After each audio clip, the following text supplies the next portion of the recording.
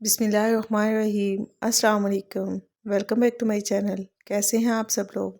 आज की रेसिपी बिल्कुल आसान है, बहुत ही मज़ेदार और बिल्कुल क्रिस्पी आलू की टिक्की आज हम बनाएंगे। लेकिन ना तो हम इसके ऊपर कोई अंडे वगैरह का मिक्सचर लगाएंगे और ना ही ब्रेड क्रम्स की कोटिंग करेंगे। बहुत ही आसान तरीका मैं आप लोगों के साथ शेयर करूँगी, तो बिना स्किप किए वीडियो को पूरा वॉच कीजिएगा। चैनल पर नए हैं तो काइंडली चैनल को सब्सक्राइब कर लें। चलिए रेसिपी स्टार्ट करते हैं। तो आलू टिक्की बनाने के लिए मैंने 5 बड़े साइज़ के आलू लिए हैं। इसको मैंने अच्छी तरीके से बॉईल करके मैश कर लिया है। कुछ स्पाइसेस हम इसमें ऐड करेंगे। हस्ब ज़रूरत नमक डालेंगे। 1 खाने का चम्मच कुटी हुई सुरख मिर्च डालेंगे। 1 खाने का चम्मच गरम मसाला पाउडर डालेंगे और थोड़ी सी हम इसमें कसूरी मेथी शामिल करेंगे।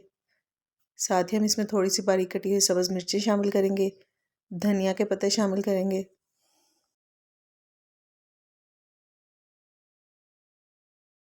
और साथ ही इसमें 2 खाने के चम्मच बारीक सूजी शामिल करेंगे। अगर आपके पास मोटी सूजी है तो आप इसको ग्राइंड करके इस्तेमाल कर सकते हैं।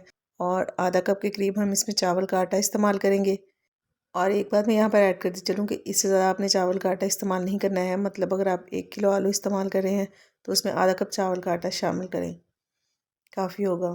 तो लास्ट में हम इसमें 1 अंडा शामिल करेंगे और इन सारी चीज़ों को अच्छे तरीके से मिक्स कर लेंगे। अच्छे तरीके से मिक्स करने के बाद हम इस मिक्सचर को तकरीबन आधे घंटे के लिए फ्रिज में रखेंगे। तो आधा घंटा हो चुका है। अभी हम आलू की टिक्कियाँ बनाएंगे। हाथों को ऑयल या घी के साथ ग्रीस कर लेंगे। पहले हम मिक्सचर को अच्छे तरीके से बाइंड करेंगे और फिर इसको कबाब की शेप दे लेंगे। इसी तरह से हम सारे कबाब बनाकर रेडी कर लेंगे। ये बहुत ही सिंपल और आसान सी रेसिपी है जो मैंने आप लोगों के साथ शेयर की है। आई होप आपको इससे ज़्यादा आसान रेसिपी कहीं भी नहीं मिलेगी। आप ये कबाब बच्चों को लंच बॉक्स में बनाकर दे सकती हैं या फिर मेहमानों को चाय के साथ सर्व कर सकती हैं। इन कबाबों को आप केचप के साथ भी सर्व कर सकती हैं, लेकिन धनिया और पुदीना की चटनी दही में डालकर अगर आप इसको दही के साथ सर्व करेंगे तो ये बहुत ज़्यादा टेस्टी लगेंगे। मीडियम टू लो फ्लेम पर हमने इनको फ्राई कर लेना है, अच्छा सा गोल्डन कलर आने तक। और हमने इसमें जो चावल का आटा इस्तेमाल किया है इसकी वजह से ये ऊपर से बहुत ही ज़्यादा क्रिस्पी और मज़े के बनते हैं, तो ट्राई ज़रूर कीजिएगा। जब एक साइड से अच्छा सा कलर आ जाए तब हम इसकी साइड चेंज कर देंगे। ये देखिए बहुत ही अच्छे से फ्राई हो रहे हैं, बिल्कुल भी नहीं टूटे हैं ये।